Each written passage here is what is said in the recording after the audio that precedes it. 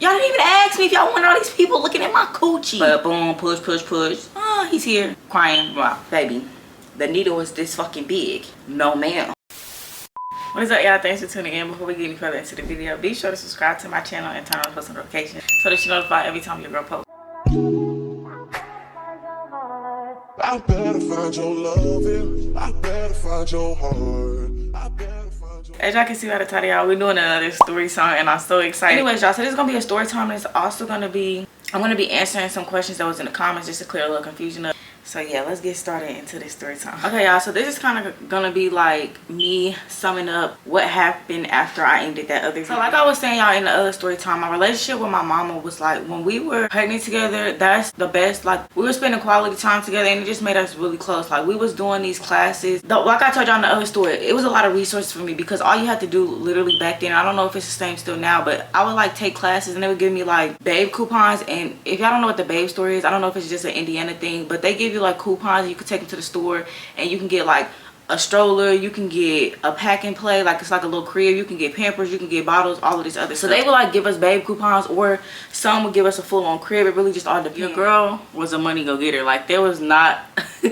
and I don't recommend this, but y'all, when I was like 16 I used to put my son's diapers at the bottom of a cart and just walk out the store with them. I would like put fake tags on the clothes and scan it for $1, and that's how I was getting a lot of my stuff. And I'm not even gonna lie, y'all, that really helped me out. And I thank God that I got caught once, but I thank God that like it didn't turn into nothing else. And one thing about me, what I can say, y'all, when I was like 15, I promise the only thing that I needed from my mama was a babysitter. Like, as far as money, I had it all. I never had the most, and I can remember this like it was yesterday, y'all. The most thing that I had to ask my mama for was $2, and that was because I didn't have the money at the time. Not that I didn't have it at all, I didn't have the money at the time to get the diapers. But I'm not even gonna lie, y'all, that was very convenient at the time.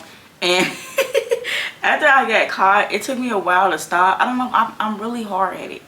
I was really hard-headed back then. But like, y'all know when y'all do something and you know that you're getting away with it, it's just like, I'm fiending for it. Like, I just got to do it because I just wanted to see how far that I can get with this. Like, when I told y'all that I was stealing candy from Family Dollar and I was selling at school, baby, it was like, I was itching for it. It was almost an addiction. Like, I needed to steal. And I don't want to say this, but somebody close to me put me on to stealing, and ever since then, like, it's just been like I just needed it. And then especially knowing that I can buy, if I can steal this stuff and resell it, baby, I felt like a dope dealer. Like, there was no way you couldn't tell me otherwise. I'm bringing the dope into school and I'm getting money for it, baby. Anyways, so yeah, I was stealing clothes, I was stealing diapers, I was stealing makeup, I was stealing. Also, that's how I learned how to do my makeup at a young age, y'all. I was stealing makeup, I was stealing hair stuff. Meyer, if you're watching this, you got. I don't know how, y'all, literally never mind, I'm not gonna say too much. Back then, that's how I was getting my way, and I'm so thankful that it didn't, when I did get caught, that it didn't turn into me going to jail, because I've been to jail and it's not a pretty place. But that's another story for another day. I don't want to go back. 3 days was hell on earth. But anyways, y'all, me and my mama, we would like get my brother and my son matching little clothes, and it was a good time. It was a good time, and unfortunately it came to an end. Our relationship is, so when I got pregnant, it was in the summertime, and so when I left school, I was pregnant, but it wasn't like, my stomach wasn't big enough for people to tell. So y'all, when the summertime came back around and I had a stomach, everybody was so confused. And because when I left school, there was rumors going around that I was pregnant. And honestly, I don't know where the rumors came from, but I got into it with this girl because I'm like, she's spreading rumors that I'm pregnant. Bitch, I'm not even pregnant. And so we got into this whole ordeal. And then to come back with a whole stomach after you just did all that a couple months ago and now you pregnant for real, dumb. I look dumb. It's embarrassing. So, and when I was at school, people didn't really say anything, but of course I know the teachers was talking behind my back. I know it was students talking behind my back, but I never really was like embarrassed. Like that first day, y'all, I could have shit my pants the first day, but I wouldn't hide my stomach. And it's crazy because I couldn't hide my stomach anymore. I mean, I think, nah, even if I was to wear a big t-shirt, I couldn't hide my stomach anymore. So I didn't have no choice but to go in there and show my stomach. And honestly, I was scared, but I wasn't really even wanting to hide it because I had on this, I remember to this day what the outfit was. It was this tight cream shirt and I had on these leggings. Like, I wasn't even trying to put on no loose nothing. I think at that point I was kind of accustomed to it. I was just more so scared obviously what they was gonna think, like. But after that first day, I think I was cool, like. And mind y'all, at this time, my baby daddy didn't know. And at this point in time, y'all, he stopped going to school. And also we stopped, like, we were no longer a thing. We stopped talking. I don't know why we broke up, if we were in a relationship. I don't know why we started talking. At that time, my baby daddy didn't know. He didn't even know that I was 5 months, 6 months pregnant, whatever I was. So some time goes by, and I'm not sure the time frame, y'all. Like I said, this is 8 years ago. Some time goes by, and I guess somebody must have got a hold of him. And honestly, I don't know if it was I didn't care to tell him, or I couldn't get in contact with him, because I feel like I remember that mind y'all, we had a Kick, so there was no phone number. You know, you could change your Kick, or you cannot get on Kick. And he was the type of dude back then, like, his phone was never on, or like he was always getting a new phone because he was stealing them, or something like that. Or I don't know, that was just an assumption. But I think I couldn't get a hold of him to tell him, even if I wanted to. But I don't remember the time frame, but I know out of the blue he ended up texting me and was like, "Are you pregnant?" And that's what I told him, you feel me, all the details. And he was getting all mad and that I didn't tell him. But it's like, sir, where have you been? Twin. And so we started talking back again, y'all, and this is when he was like telling me that he wanted my son to be a junior. that wasn't even a thing. Like, you're not about to make my son a junior. I don't know where I got my son's name, y'all. His name is Keon. I don't know, and he doesn't have a middle name, by the way, because I couldn't think of a middle name. But yeah, my son's name is Keon, and he was talking about he wanted to be a junior. No, Bookie. So y'all, as this time that we're back talking, and you feel me, we're trying to, I think we end up getting back into a relationship. Not too sure, it was too long ago, like I keep saying. As we're talking, I'm telling him like, oh, you need to tell your mama. I'm like, my mama knows. And at this whole time, y'all, that we're talking, up until my son was born, he had told me that he told his mom already, and his mom already knows. But we're gonna get into that later. So August 29th, 2016 comes around, y'all, and I'm in the worst pain ever. Like, but I don't think that I'm going into labor, because obviously I've never felt that before. But it was probably like 2 o'clock, 3 o'clock in the morning, and I couldn't go to sleep. Like, the pain was too much. I end up going into the kitchen, y'all, at my mama's house, and I'm just walking around, like, doing laps around the table, because what is this pain? I don't understand what's going on. Like, I'm in so much pain. So I end up, I feel like my water broke, but I was too young to be able to say, yeah, that's what my water was broke. I know I felt like a gush or something, but I don't know if I peed on myself or my water broke. And so I end up going in there, and I tell my mama, like, I'm in pain, and she's telling me to, like, time it and do all this stuff, and I'm like, I don't have time for all that. I'm in pain. So we get to the doctor, y'all, and they put me in a little wheelchair. Boom. As soon as we get there, I'm irritated, because why do the doctors got to ask you all these questions? Bitch, get this baby out of me, because I'm in pain, for one, and you ask me all these irrelevant questions. Like, the questions didn't even make sense. If I'm telling you in pain, what do you mean on a scale of what? It don't matter. I said I'm in pain. Bitch, I can't even sit still, and quite frankly, I want to punch you, because why are you asking me all these dumb questions? Anyways, y'all, so they roll me back. Was my mama, so my mama starts doing my paperwork, y'all, and I roll me back to that second room. If you had a baby, then you know. They roll me back into that second room. Back then, y'all, I was very, like, even still now, I don't like people looking at my coochie. Like, this is mine. Leave it alone. I didn't like people looking up in my coochie. So when she was like, I gotta check your, I gotta see how dilated you are, and she told me to open my legs, I'm like, no, I'm okay. Because first of all, I was in pain, and then you telling me you need to see how far dilated, and what are we doing here? And so she sticks her fingers, y'all know when you're having a baby what they do, and that was just very uncomfortable for me. And I'm like, can we not? Like, I felt like somebody was violating me. And so after that, y'all, like, I couldn't sit still, obviously, when you're having contractions. And so once I got there, I was 9 centimeters dilated. So I did most of my laboring at home, y'all, because I didn't know what was going on. I thought that was, like I said, I was 14. I didn't know what was going on. So I spent a lot of my time when I was walking around that table.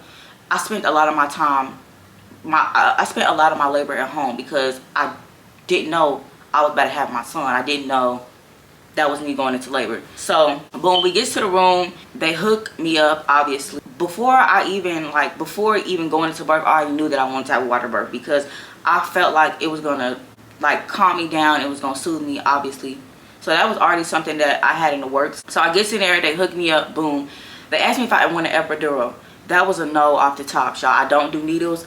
Even though I got all these tattoos, baby, the needle is this fucking big. No ma'am. No ma'am. So that was, I'd rather have dealt with that pain than to feel that needle up my back. So that was already a no. It took them a minute to put me in the little water birth bath. And I'm not sure why, but they were like really stalling it. And I think it had something to do with them watching my, what did they be watching? The baby's heart rate. Yeah, something like that. So it took them a minute because when I give birth, y'all, I hyperventilate really bad and I throw up. And they would tell me that I need to come, like I do, like I can't when I'm in pain, and it's hard for me. Like I did that with my second baby. It's hard for me to control my breathing, and they're like, in order for you to get in this water birth, you need to like calm down. Because I was, like I said, y'all, I ended up throwing up, and it was just, baby, it was a lot. After a while, y'all, they ended up putting me in the water, and then my mama was recording it, and I was, like I said, y'all, and then they had all these people in the room, like, get the fuck out. Y'all didn't even ask me if y'all want all these people looking at my coochie. Why am I on display? Anyways, y'all, so I get in the water, boom, here comes my son, and I was pushing, and his head was out, but I thought my baby was in there dying, because I'm like, I gotta hurry up and push because my baby's underwater and his head was out, and they were just telling me to push, but it was taking me a minute, obviously, to get him out like any other typical person. But boom, push. Oh, he's here, crying. Wow. I was so confused and I was scared because when my baby was born, he had a head this big and was so pointy, and I thought my baby was gonna have a cone head, but I didn't know that it was gonna like shape itself. So boom, y'all, I had my son August 29th, 2016. It's probably like 6 o'clock in the morning if I'm not mistaken. So boom, we getting settled in, you know what I'm saying? I'm adjusting to this motherhood, and I tell my baby daddy that I had him. So this is where it gets kind of funky, because when he arrives at the hospital, his mama is surprised and speechless. Why? Because the man didn't tell her that he had a baby on the way until the day my son was born. And so she gets in there and she's clueless. I've never met her. She's never met me. I've never met his family. I think his brothers came in there. Don't know. Was way too long ago. And so yeah, they were in there enjoying my son, and it was a nice little time. I chose to breastfeed my son, and that was an uncomfortable thing for me too, but I still did it because I wanted my son. I didn't do it for too long though. I only did it for like a month because it was very draining, and I wasn't making enough milk, and so I was like, I can't. And so at that time, y'all, obviously, and I don't blame her, his daddy didn't sign the birth certificate for it. So for a long time, my son didn't have his last name because his mama told him not to, which I understand. Like, she just met me, and it, like, she's confused. All this came out of nowhere. But he does have his daddy, well, he has both our last names. So anyways, y'all, so after having my son, obviously I had to adjust to waking up in the middle of the night. And I'm not gonna lie, y'all, it was times that I wanted to cry so bad because I didn't know what to do with my son. And this is the reality, like, kids having kids, I didn't know what to do. So a lot of times, and like I said, y'all, even though me and my mama don't have the best bond, like, I'm so grateful and I'm so thankful because she could have just said fuck me, you feel me, but she didn't. Let me not get emotional. But yeah, there was times like that I didn't know what to do with my son. I didn't understand why he was crying. Like, mommy, I fed him. Mommy, my son would want to, like, he would want to be held, and he would want you to, like, walk around and bounce, and I'm like, I can't keep doing this all day. Like, I'm not gonna keep walking around bouncing you for 3 hours. It was times where I would literally hand my son to my mama, y'all. And my job, my mama she was still pregnant. And I would literally hand my son to my mama and say, Mama, I can't do this. I don't know what to do. He keep crying and I don't know what to do. Y'all, I remember one night, and I feel so bad. I was sleeping with my son, and I must have pushed my son off the bed when he was a new. And everybody kid to hit the floor, y'all, so don't judge me in the comments. But I must have, like, had him in my arms, like, laying down. And I must have turned over, y'all, and he hit the floor. And y'all, my mama came in that room so fast and turned on them lights and took my baby. I was like, I woke up so confused because I'm like, how did he hit the floor? I told my mama he must have rolled over. My mama said, he cannot roll. He did not roll on that floor. She was so mad at me, and she took my son. And it's not funny, y'all. I felt so bad. Like, after that, I had put my bed up against the wall because we didn't need no more of that. He had a crib, y'all, but if y'all have babies, y'all know them babies don't sleep in them damn cribs. It was hard for me to get him to sleep in that crib. But yeah, like I was saying, y'all, it was hard for me to adjust. But obviously, over time, I learned what a baby needs, what a baby wants, and how to soothe my child. It just took me a minute, and it took for my mama to show me what needed to be done. But my mama, she was obsessed with my son. Like in those 2 weeks, like she would always have him, and she would always be asleep with him, or I would like be asleep and I would wake up and I would be like, where's my baby? And mind y'all, I had PTSD from my son falling on the floor. So I would like wake up real fast and like get scared and look for my baby on the floor. And then I would go and my mama would have him, and he in the bed with my mama.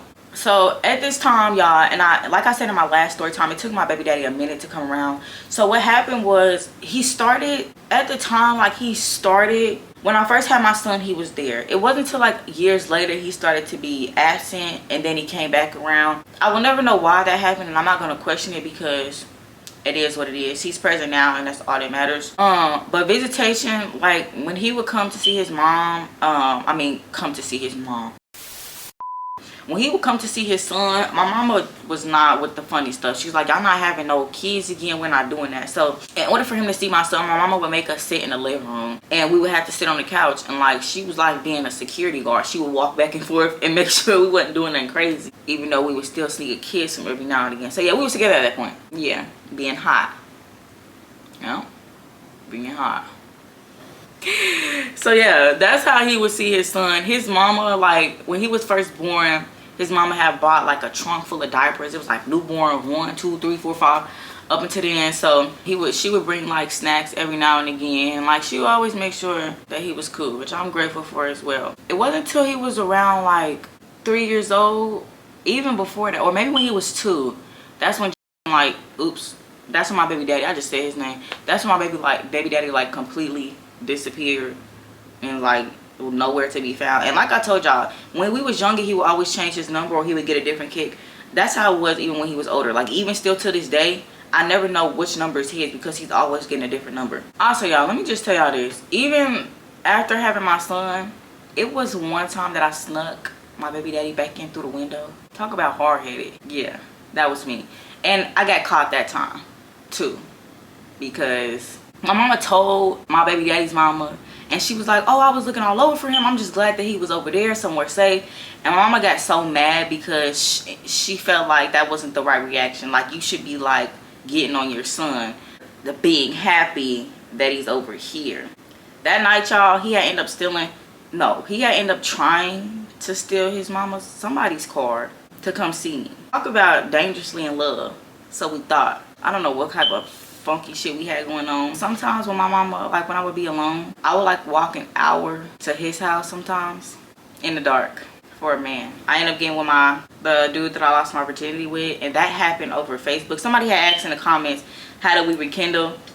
And he kept on sliding up on my story on Facebook. We were still Facebook friends. I was like, he just kept, and coincidentally, y'all, he just kept like bugging. And coincidentally, and my sister and the one I lost my virginity to, they were still close friends. Like they were still talking, even though me and him weren't communicating. They were still talking. He would like always be like, put me on with your sister, man, tell your sister come get me back. But I didn't know what type of time he was on. Like I didn't want it to be like a, you feel me, a thing anymore, because I was done with that. Like that's not what I wanted. So I'm like, I don't even want to give him the time of day, because I know that's what that's going to lead to. And quite frankly, no.